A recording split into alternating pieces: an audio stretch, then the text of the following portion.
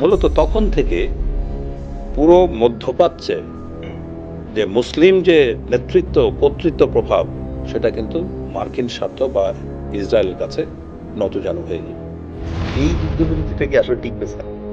তাই বলে কি ইরান বসেছিল? ইরান বসেছিল। ইরান অনেক দিন ধরে ইরান যে পলিসিটা ফলো করেছে, যে স্ট্র্যাটেজিটা ফলো করেছে, this is call hedgehog policy, সজারু নীতি।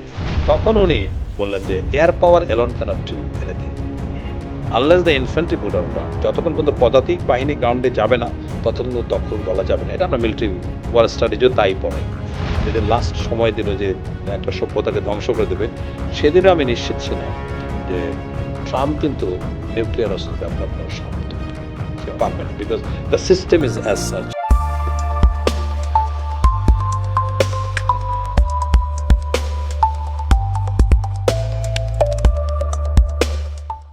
শ্রী দর্শক মণ্ডলী, আসসালামু আলাইকুম। ইরান রেডিওর পডকাস্টে আমি আপনাদের হোস্ট ডেল এইচ খান আজকে একজন বিশেষ অতিথিকে নিয়ে হাজির হয়েছি। আমরা সবাই জানি ইরান, ইসরায়েল এবং আমেরিকার মধ্যে মধ্যপ্রাচ্যে যে চলমান সংঘাত তা এখন বিশ্বব্যাপী ইম্প্যাক্ট বা প্রভাব রাখতে শুরু করেছে। ইরান যুদ্ধের যে ঘটনাটা আছে এটাকে কেউ কেউ শুধুমাত্র মধ্যপ্রাচ্যের সংঘাত ভাবছে, কেউ কেউ আবার অবাক হচ্ছে যে দুইটা নিউক্লিয়ার শক্তিসম্পন্ন পরাশক্তি কেন দুর্বল ইরানের ওপর ঝাঁপিয়ে পড়ার চেষ্টা করছে। কেউ কেউ আবার বলছে ইহুদি খ্রিস্টানের যৌথ বাহিনী কি মুসলমান ইরানের বিরুদ্ধে নতুন করে ক্রুসেড শুরু করলো কিনা।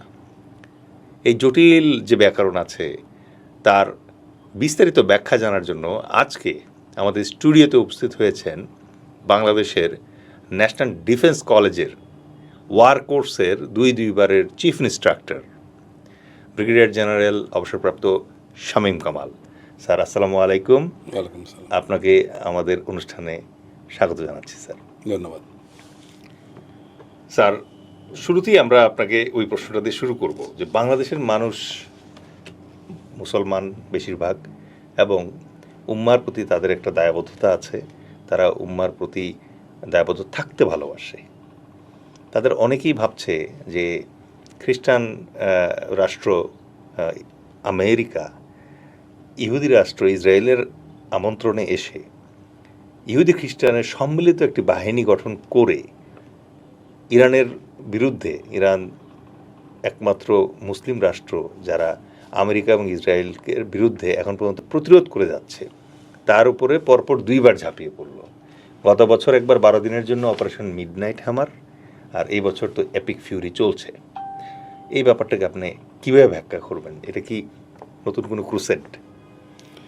জি, আপনাকে ধন্যবাদ রেডিও ইরানকে আমাকে আহ্বান জানানোর জন্য আজকের এই বিশেষ অনুষ্ঠানে, এবং যারা এই অনুষ্ঠান দেখছেন এবং শুনছেন সকলের প্রতি সালাম, অভিনন্দন, শুভেচ্ছা।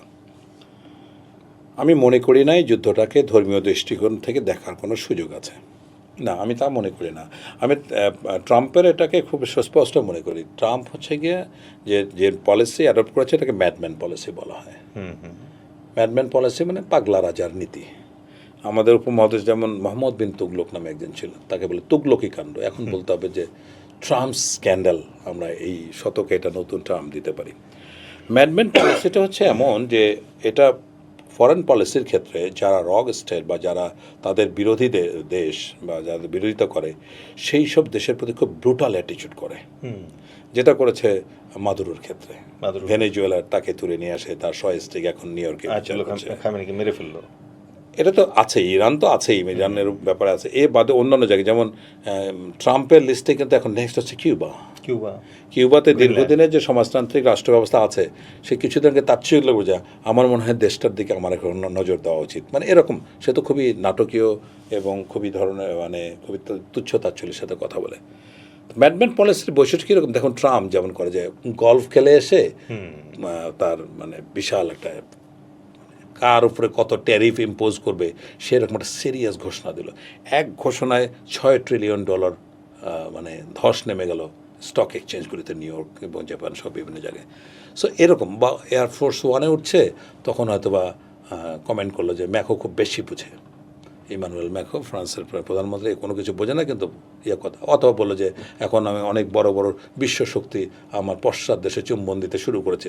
সো এগুলি হচ্ছে গিয়ে ম্যাডম্যান পলিসিতে যারা আসক্ত তার হচ্ছে প্রমাণ। এরকম আরেকজন আমরা রাষ্ট্রপতিকে পাই, আরেকজন প্রেসিডেন্টকে পাই মার্কিন যুক্তরাষ্ট্রে, সেটা হচ্ছে রিচার্ড নিক্সন 1974-এ। ওই সময় তার যে কর্মকাণ্ড, সে প্রচণ্ড মদ্যপান করতো ওই সময়টায়, সে তার বন্ধু ছিল না, একা থাকতো। ওই সময় হেনরি কিসিঞ্জারের মতো পররাষ্ট্রমন্ত্রী থাকার পরেও সে কিন্তু এই পাগলামিগুলো করতো। এবং ওই সময় আপনার মনে আছে কিনা যে ওয়াটারগেট কেলেঙ্কারি ওই সময় ওই তার সময় হয়, এবং ভিয়েতনাম যুদ্ধও কিন্তু তার সময়। কিন্তু ম্যাডম্যান পলিসি যারা অ্যাডপ্ট করে তাদের পরিণতি কিন্তু খুবই অপমানজনক হয়।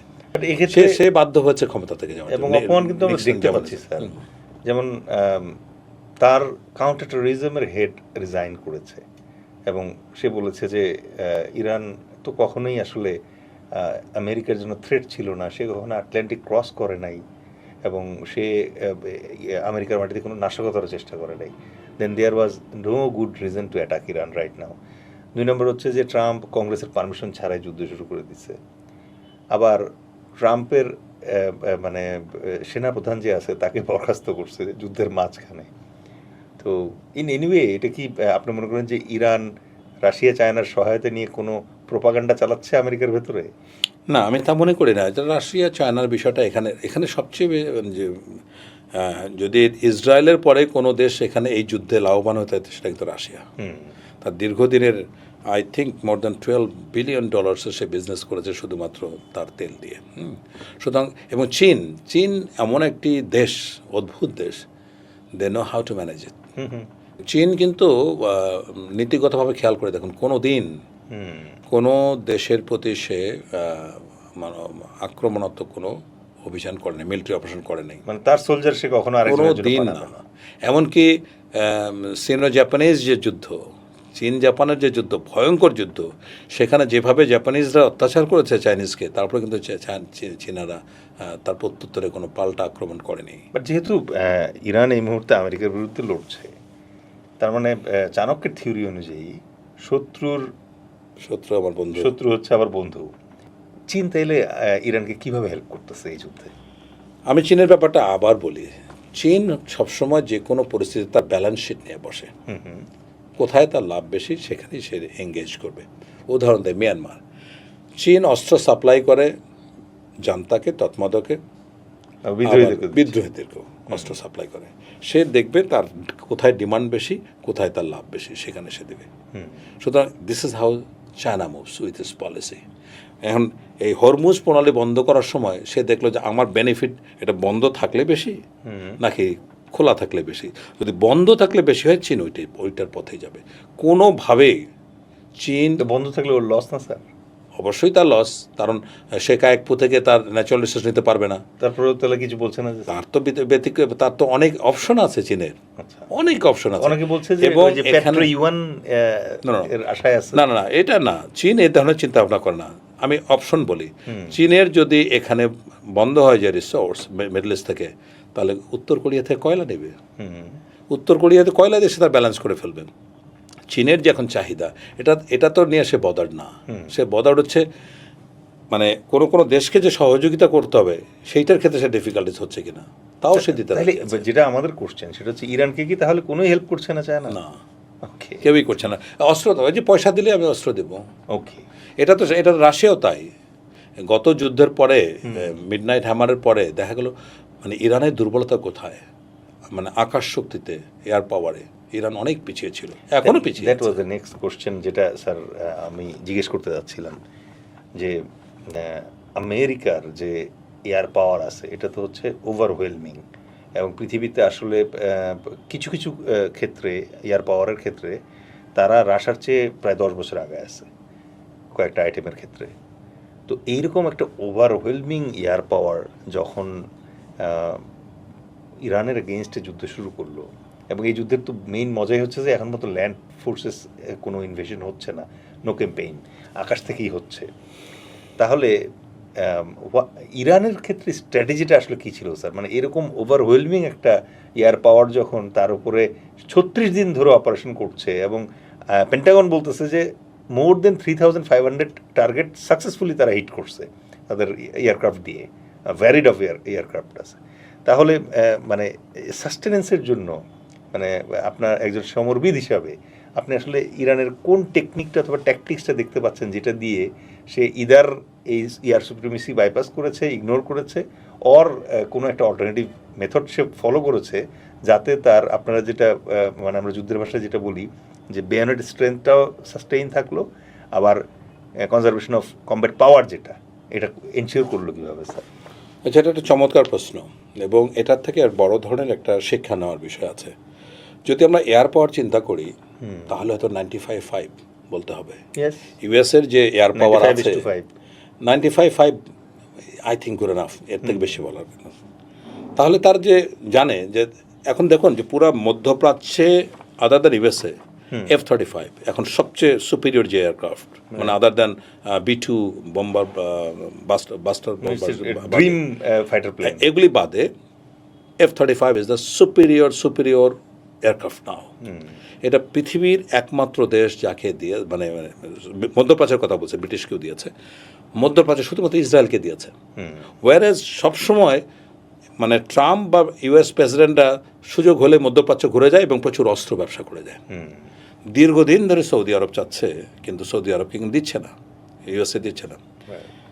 যখন মিডনাইট হ্যামার হলো তখন কিন্তু বোঝা গেল ইরানের থার্ড জেনারেশন এয়ারক্রাফট নাই।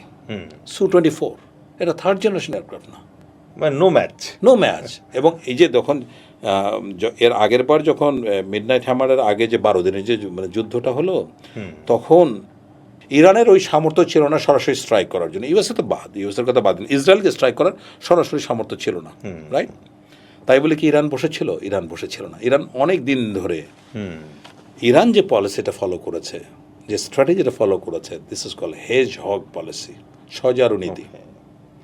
সজারু নীতিটা হচ্ছে এরকম যে ওই শ্রীগাল, আমরা এখন সরাসরি বলতে পারি ইউএসএ এবং ইসরায়েল কথা, শ্রীগালের মতো একবার ডানে যায়, একবার বামে যায়, একবার ভেংচি কাটে, একবার চিৎকার করে বলে আমি তোমাকে খেয়ে ফেলবো, ছিঁড়ে ফেলবো।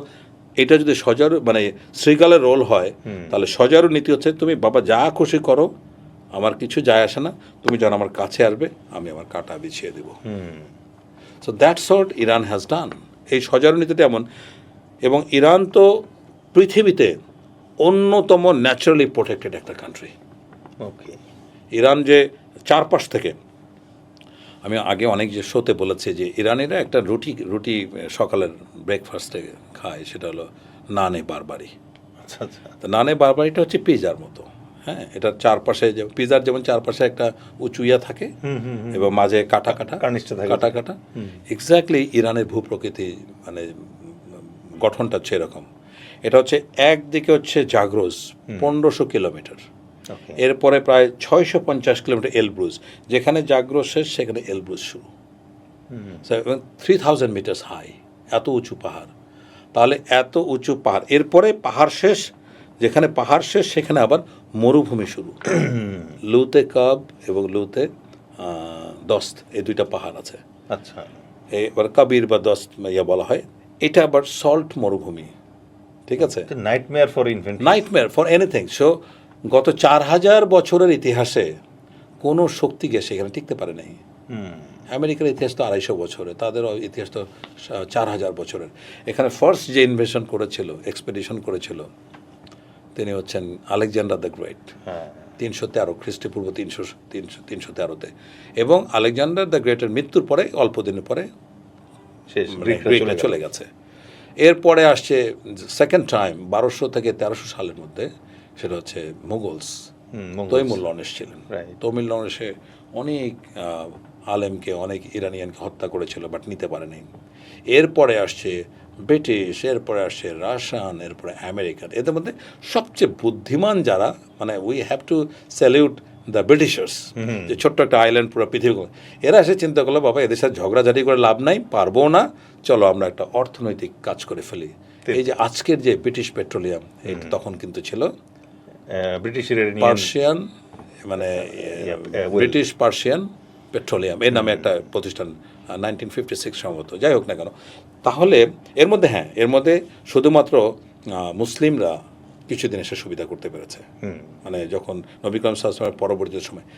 এটার একটা ভিন্ন একটা দিক আছে। সো এখানে বলা হয় যে Muslims were defeated but Islam won, যার প্রেক্ষিতে আজকে ইরানের যে পতাকার মধ্যে যে ফুলটা দেখেন, এটা টিউলিপ লাল কালার, এটা হচ্ছে তাদের ভিতর সবচেয়ে বেশি যেটা স্ট্রংলি কাজ করে, সেটা হচ্ছে গিয়া মার্টারডাম সেন্সেশন, অর্থাৎ শহীদি চেতনা। পুরা জাতি ইরান অ্যাজ এ জাতিগতভাবে শহীদি চেতনায় ভোগে। তাহলে কি আমেরিকা মানে যুদ্ধের প্রথম দিন আয়াতুল্লাহকে মেরে আসলে একটা ভুলই করে ফেললো, একটা নতুন শহীদ দিল। অবশ্যই যখন 1 ঘন্টার মধ্যে কিন্তু 38 থেকে 39 জন এইরকম বড় বড় নেতা নেত্রীকে শেষ করে ফেলেছে। যে কয়জন ইরানি চেতনার শহীদি চেতনার বাইরে ছিল তারাও এখানে সংযুক্ত হয়ে গেছে। আমি 2টা উদাহরণ দিই। একজন মহিলা ইউরোপ থেকে ফিরে আসছে, খালি বলছে আমার দেশের যুদ্ধ হচ্ছে, আমি বাইরে থাকি কিভাবে। সেকেন্ডলি দেখেন, এই যেদিন আপনার মানে ডেডলাইন দেওয়া হলো, can you imagine the president himself ঘোষণা করছে, মাসুদ পেজেশকিয়ান, যে আমি সহ 1,40,00,000 ইরানি মৃত্যুর জন্য শহীদ হওয়ার প্রস্তাব। পৃথিবীতে আরেকটা ঘটনা দেখেন। তাহলে পুরা ওয়ার্ল্ড ওয়াইড ইরানিয়ান যে ডায়াসপোরা, তারা কিন্তু মানে সবাই ইরানের স্বাধীনতার জন্য, ইরানকে রক্ষার জন্য একত্রিত হয়ে তারা এটাকে কোনো লসই মনে করছে না। So that is Iran. সুতরাং ইরানকে এটা তো আজকের বিষয় না, গত 4000 বছরের ইতিহাসে। সেকেন্ডলি হচ্ছে এটা নিয়ে কিন্তু মার্কিন যুক্তরাষ্ট্র বড় ধরনের তোলপাড় হচ্ছে। আপনি দেখেছেন কিছুদিন আগে মার্কিন চিফ অফ স্টাফ আর্মির সেনাবাহিনীর প্রধানকে বরখাস্ত করা হলো, 12 জন জেনারেল সহ। সে স্ট্রেট এখন হেসে হেসে বলছে, it was always better to be sacked than that of being কফিনের বাক্সবন্দি হয়ে লাশ হয়ে ফেরার থেকে আমার বরখাস্ত অনেক সম্মানের। এখন দেখুন, এখানে খুবই ইন্টারেস্টিং একটা বিষয় আছে। আমরা বলি অভিজ্ঞতা তারাও তো নিয়েছে, তারা তো ওয়ার গেম করেছে।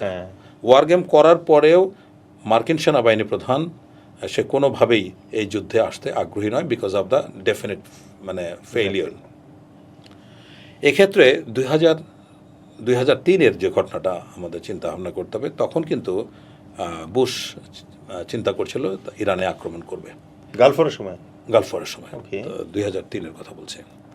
তো ইরাক তো দখল করে ফেললো। তারপরে যখন ইরানে আক্রমণ চিন্তা করলো, ওই সময় Colin Powell was chairman of joint staff committee, CGS. ওই সময় তখন উনি বললেন যে air power alone can't do anything unless the infantry boot on ground. যতক্ষণ পর্যন্ত পদাতিক বাহিনী গ্রাউন্ডে যাবে না, ততক্ষণ পর্যন্ত দখল বলা যাবে না। এটা আমরা মিলিটারি ওয়ার স্ট্র্যাটেজিও তাই পড়াই।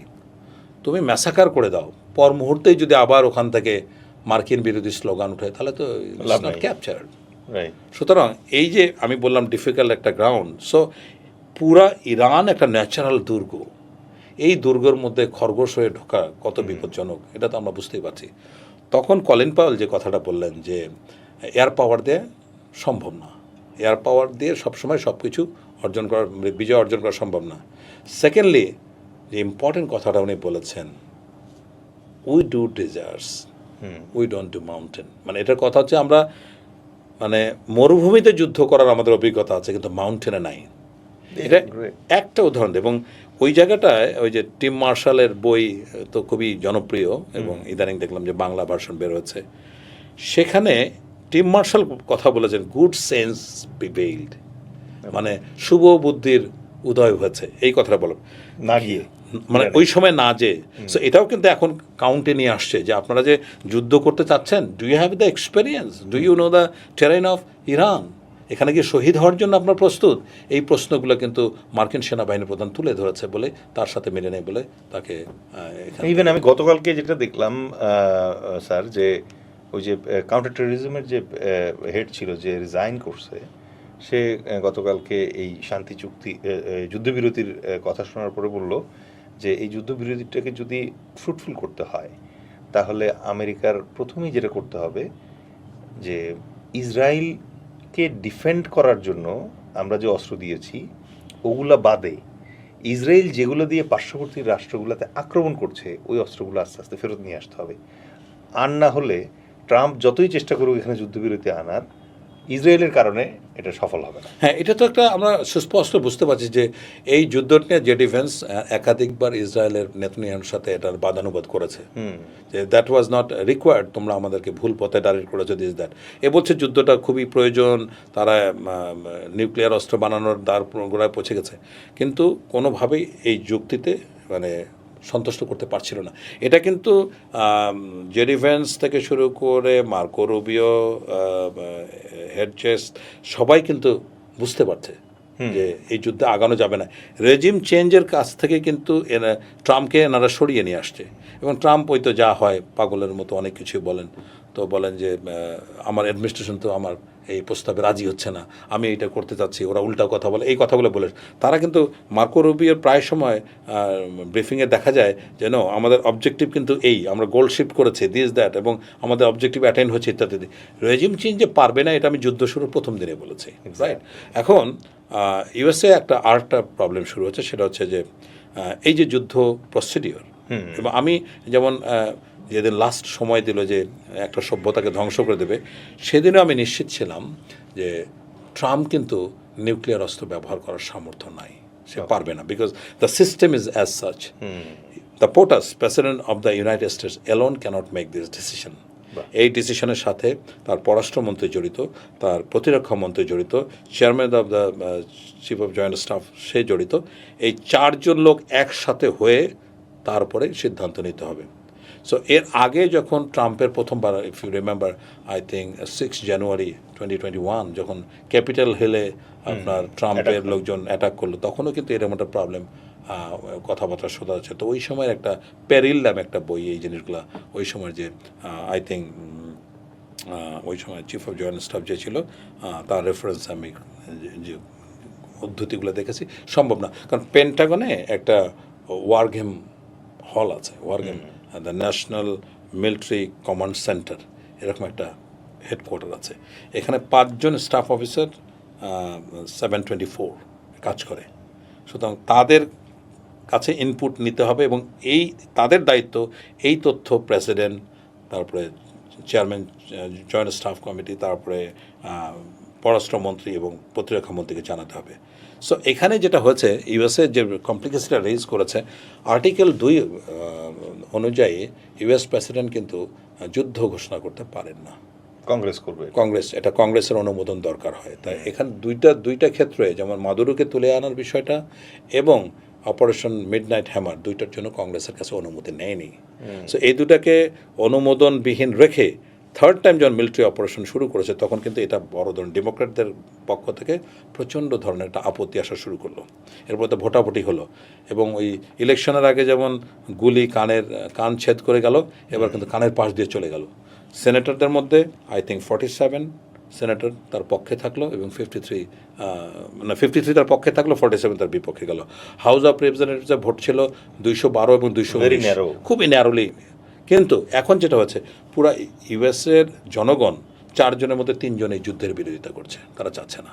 অনেকে বলছে যে এই ডোনাল্ড ট্রাম্প ইমপিচমেন্টেরও শিকার হতে পারে, বিশেষ করে এটা মানে এপস্টিন ফাইলের ওটা যদি অ্যাড হয়, তাহলে দেয়ার ইজ এ মানে পসিবিলিটি মানে একটা হিউজ পসিবিলিটি, যে জায়গায় ট্রাম্প নিজে এই জায়গায় নিয়ে গেছে। এবং আমি ওই বললাম আবার একই কথা, ম্যাডম্যান পলিসির সমাপ্তি কিন্তু এভাবেই হয়। স্যার, অন্য একটা জিনিসে আপনার মানে একটা ইনসাইট আমরা চাই। এখানে আমি একটা জিনিস বলে রাখি যে এখানে 2টা অপশন আছে। অলরেডি ন্যান্সি পেলোসি নামে একজন স্পিকার আছেন ডেমোক্র্যাট, উনি কিছুদিন আগে বলেছেন যে উই হ্যাভ 2 অপশনস। এক হচ্ছে তাকে ইমপিচ করা, আর দ্বিতীয়ত হলো মার্কিন সংবিধানের আর্টিকেল 25 অনুযায়ী 25 অনুযায়ী যে সে অযোগ্য, সে পাগল, সে উন্মাদ হয়ে গেছে, তাকে এখন সরাতে হবে। Vice president, speaker is the option. সে যে কোনো একটা অপশন নিয়ে কাজ করছে, মাঝে কিন্তু মধ্যবর্তী নির্বাচন। এখন কথা হচ্ছে, আপনার একটা প্রশ্ন আসতেই পারে যে এত কিছুর পরে কেন ট্রাম্প বা কেন ইউএসএ সবসময় ইসরায়েলের স্বার্থ দেখে? এর কথা আমি আগে অনেকবার বলেছি। এর কারণ হচ্ছে I-PAC, American Israeli public affairs committee নামে একটা জিউস লবি আছে, যারা মার্কিন পলিটিক্সে, মার্কিন ইলেকশনগুলোতে সরাসরি প্রভাব বিকাশে কাজ করে। তারা যদি বলে সামনের বার আমরা ডেমোক্র্যাটদের ক্ষমতা আসতে দেবো না, ইট ইজ পসিবল। এই জন্য প্রত্যেক সেনেটর, প্রত্যেক member of the house of the representatives, তারাকে ক্যাপিটাল হলে গিয়ে বাইবেলের উপর হাত রেখে কসম করে যে আমরা ইসরায়েলের স্বার্থ বিরোধী কোনো কাজ করব না। So that is how number of Times এইবার নিয়ে 6ষ্ঠবারের মতো ইউএসএ ইসরায়েলের পক্ষে সরাসরি যুদ্ধ করতে গেল। পৃথিবীতে আর একটা দেশ দেখাতে পারবেন যে আর একটা থার্ড কান্ট্রির জন্য যুদ্ধ করেছে? না, নেভার। Only United states. এইবার নিয়ে তাও 6বার, ওই 48, 56, 67, 73, 2025, 2026, 6 times. এবং এই অনেকে যেটা ক্লেইম করে যে এই যে আরব ইসরায়েল যুদ্ধগুলো, এগুলো ইরান খুব মাইনুটলি ফলো করেছে এবং এখান থেকে শেখার চেষ্টা করেছে। এবং আপনি যেহেতু ন্যাশনাল ডিফেন্স কলেজের ওয়ার কোর্সের চিফ ইন্সট্রাক্টর ছিলেন, you will be able to explain us যে মোজাইক ডিফেন্স যে কনসেপ্টটা ইরানিয়ান মিলিটারি নিয়ে আসছে, how effective it is, war tested হিসেবে আপনি এবার কত স্কোর দিবেন ওটাকে? আমি তো মনে করি মানে ডিফেন্সের তাদের কোনো প্রয়োজনে নেই। ওকে, কারণ হচ্ছে যে বললাম ওই যে ন্যাচারালি প্রোটেক্টেড। আমি উদাহরণ দেই ইরান ইরাক যুদ্ধের। সাদ্দাম হোসেন কি জানতেন না? সব কিছু জানতেন, সবই। এবং সাতিল আরব যে জায়গাটা, এটা কিন্তু this is gate of Iran, ইরানে ঢোকার জন্য একটা প্রধান জায়গা। এই সাতিল আরব, টাইগ্রিস এবং ইউফ্রেটিস নদী যেখানে মিলেছে, এটা কিন্তু পার হয়ে এসেই জাগ্রস, রাইট? আচ্ছা, 3000 মিটার জাগ্রস আপনি পার হয়ে যখন নিচে নামবেন, দেন স্টার্টস দ্য ডেজার্ট। এই একটু ছোট্ট জায়গায় সাদ্দাম হোসেন ধরে নিয়েছিল এদিকে পাঞ্চ করে তেহরান পর্যন্ত পৌঁছায় দিবে। 10 বছরের যুদ্ধ, প্রায় 10 লক্ষ লোক মারা গেছে। ইরাক 6 ডিভিশন যুদ্ধ মানে সৈন্য এখানে নিয়োগ ডিপ্লয় করেছিল, হ্যাঁ ডিপ্লয় করেছিল। তারপরে জাগ্রস পার হয়ে ফুটিলে আসতে পারেনি। 10 years elapsed. So this is call দুর্গ। হ্যাঁ, তারপরেও আমি তাদের বিভিন্ন পর্যায়ে কথা বলেছি যে এই পর্যায়ে আমি ড্যাম শিওর ছিলাম কোনো অবস্থাতে ইউএসএ ল্যান্ড অফেন্সিভ করবে না, করার সামর্থ্য নেই, এবং যদি করে তাহলে ভয়ঙ্কর একটা পরিণতি হবে যেটা তারা জীবনে নিতে পারবে না।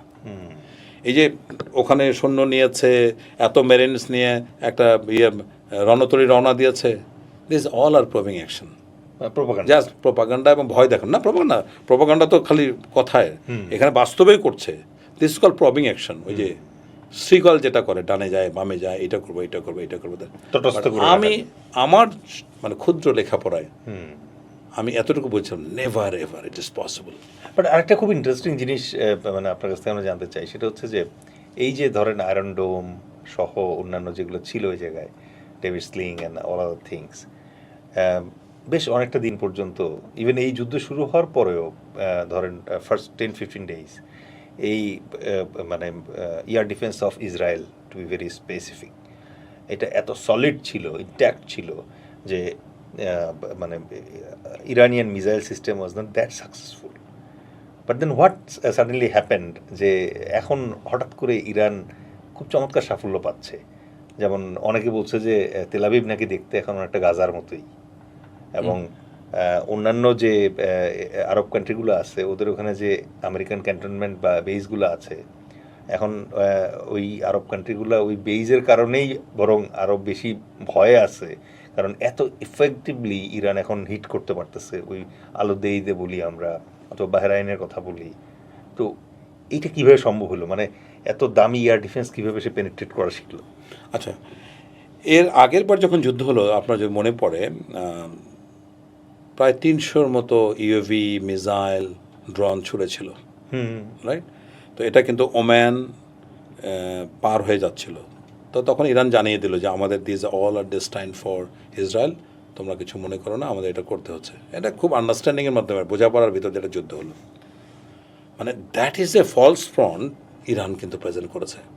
ইউএসএ সহ ইসরায়েল কনভিন্স ছিল যে হ্যাঁ, এরা যতই করুন না কেন এটার শক্তি তেমন কিছু না, and we can very well intercept. প্রত্যেকটা দেশের জন্য আমাদের সবচেয়ে বড় শিক্ষা যেটা নিতে হবে ইরান যুদ্ধের উপরে, সেটা হচ্ছে যে ডিফেন্স সিস্টেমটাকে ইন্ডিজিনাস করতে হবে, তাদের মতো করে সাজাতে হবে, যেটা ইরান করেছে। ইরান কি করেছে? বাবা, আমি শুধু মিসাইলের মধ্যে থাকবো আর ড্রোনের মধ্যে থাকবো, অল্প পয়সায় বড় কাজ। এখন এইটাকে ইন্টারসেপ্ট করার জন্য যে সামর্থ্য, যে খরচ, সেটা আর ইসরায়েল সামাল দিতে পারলো না। অ্যাজ এ রেজাল্ট প্রথমের দিকে যেটাই ছুড়ে সেটাকে ভূপাতিত করে। তখন 300 ছুড়েছে, এখন 3000 ছুটছে। 3000 ছোড়ার পরেও দেখা গেল 30,000 ছুটছে। এত ইন্টারসেপ্টর পাবে কোথায়? So as a result they are দেনি। এটাকে বলে কালমিনেশন। মানে কালমিনেশন এমন একটা জায়গা যখন neither side can press home, মানে কোনো পক্ষই যখন আর অন্য পক্ষের উপরে চাপ সৃষ্টি করতে পারে না বা অ্যাডভান্স করতে পারে না।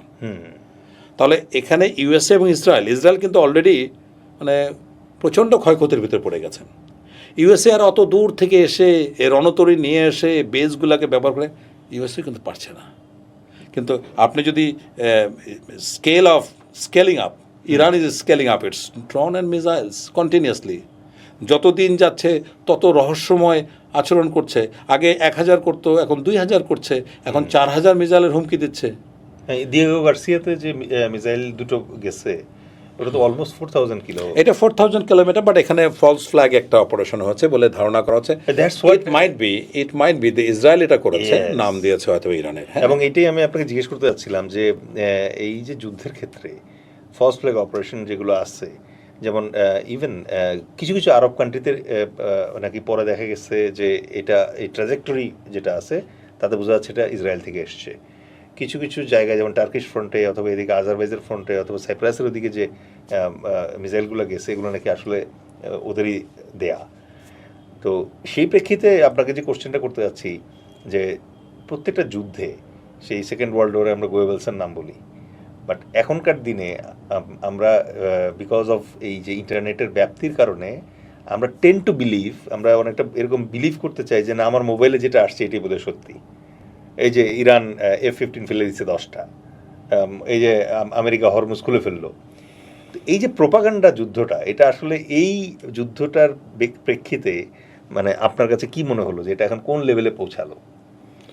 প্রোপাগান্ডা হলে ব্যক্তিগতভাবে আমি মনে করি যে কোনো কিছুর অথরিটি দেখতে হলে যে যারা রিলায়েবল মিডিয়া তাদের তারা যেটা বলে সেটাকেই আমরা বিশ্বাস করি। আমি আবার যদি সেই হেজহগ পলিসিতে যাই, সজারুতে চিৎকার করে না, সজারু ওই মাথা নিচু করে তার কাঁটাগুলি বিছিয়ে দেয়, রাইট? তো ইরান তাই করেছে। বাইরে যত ধরনের চিৎকার চেঁচামেচি, এটা তো ইউএসএ করেছে, ট্রাম্প করেছে, ইসরায়েল করেছে, নেতানিয়াহু করেছে, বাইরে তো কেউ কিছু করে নাই। সুতরাং এখানে তারা বলছে ঠিক আছে। প্রথম আরব কান্ট্রিকে বলল, যখন দেখলো যে ইরানের ওই সামর্থ্য নাই যে সরাসরি ইসরায়েলে আক্রমণ করতে তখন চিন্তা করলো যে ইউএসএর বেসগুলি হচ্ছে আমার লেজিটিমেট টার্গেট। বিকজ ইউএসএ, আমি এই যুদ্ধটার নাম খুঁজছিলাম যে কী হওয়া উচিত। আজকে গার্ডিয়ান পত্রিকা দেখলাম যুদ্ধের চমৎকার একটা নাম দিয়েছে। কি নাম স্যার? হ্যাঁ, US Israel war on Iran.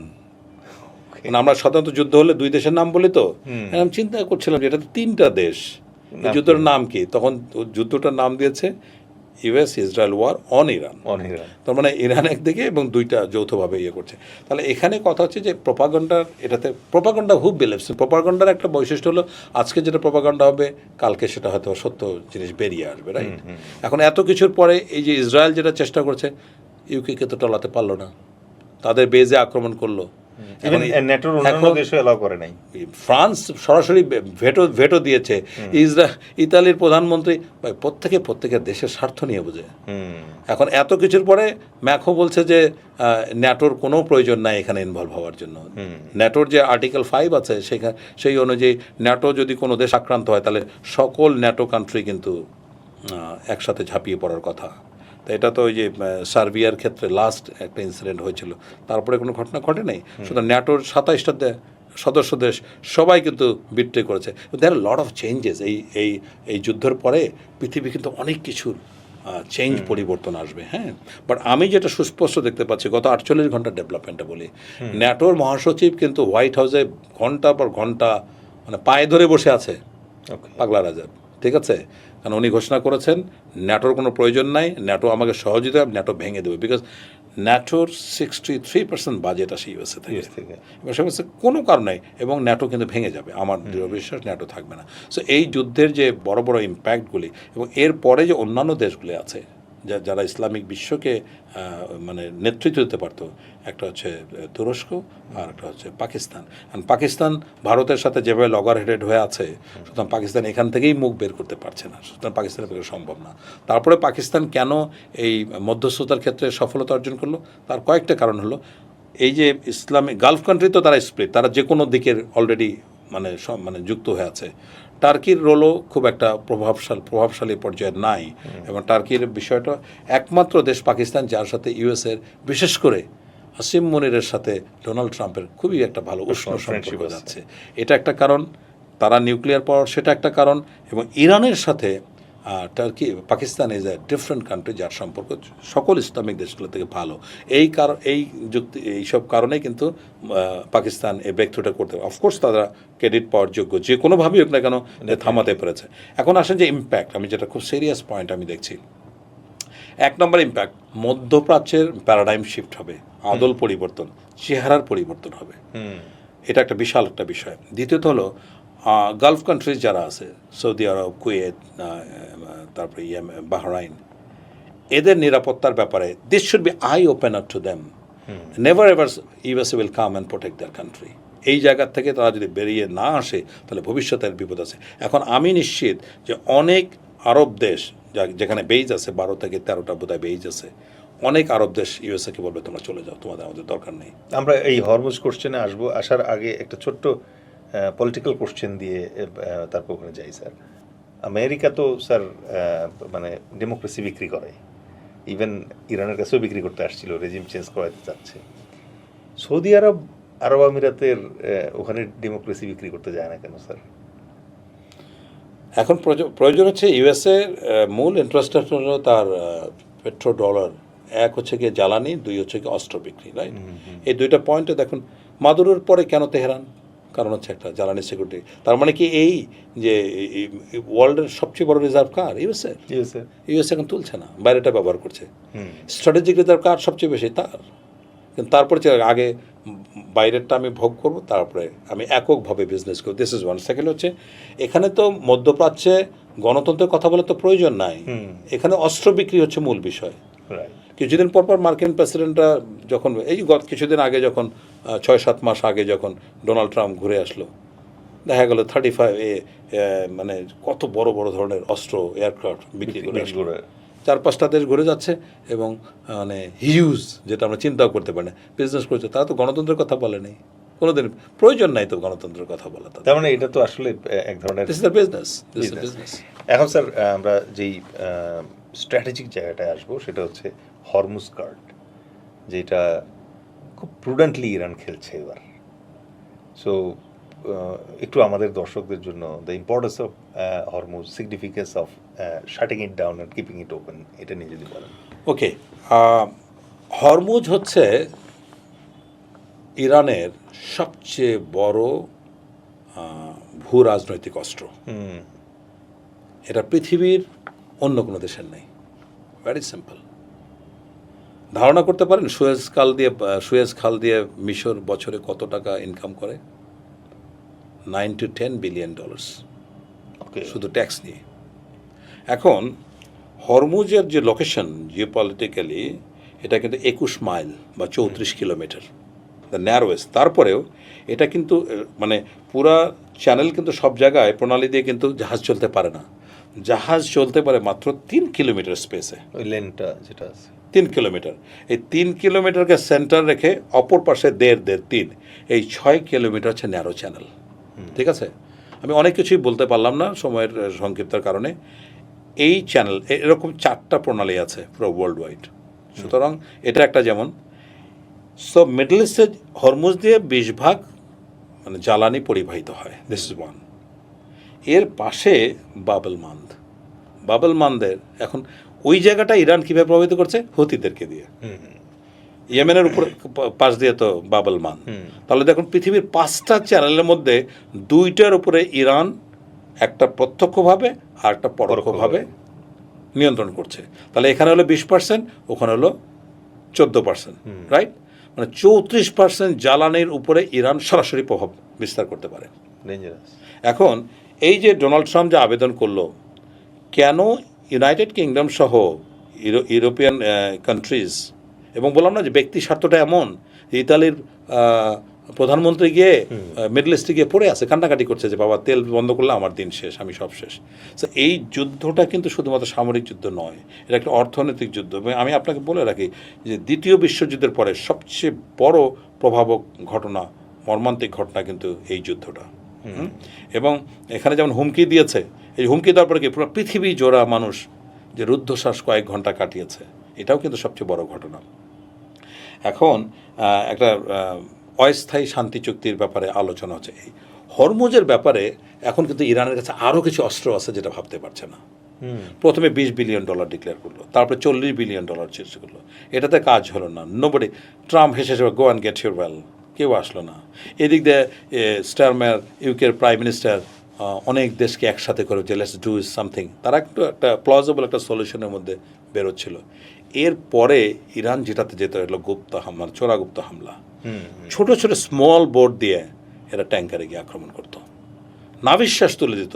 মানে ইরান যদি এখানে ছাড় না দেয় তাহলে কিন্তু কোনো দিনে এই যে পুরা ওয়ার্ল্ডের যে জ্বালানি ব্যবস্থা, নিরাপত্তা পুরোটা ভেঙে পড়বে।